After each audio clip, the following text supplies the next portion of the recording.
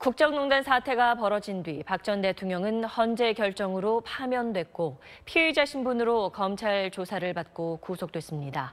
구속부터 오늘 1심 선고가 내려지기까지 1년 넘게 이어진 사법 절차를 박하정 기자가 정리했습니다.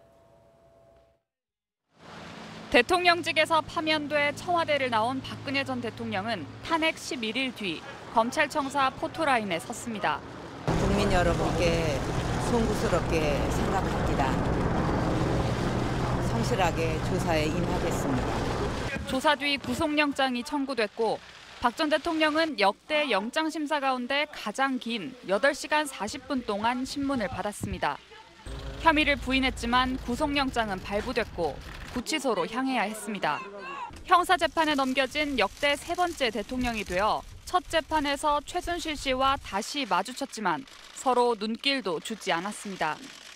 따져야 할 범죄 혐의와 불을 증인이 많아 재판은 일주일에 4번씩 열려야 했습니다.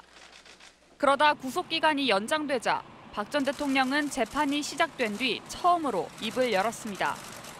법치의 이름을 빌린 정치보복은 자신에게서 마침표가 찍어져야 한다면서 재판을 거부했고 변호인단도 모두 사임했습니다. 법원이 재판을 이어가려 국선 변호인을 선정했지만 구치소 접견조차 거부했습니다.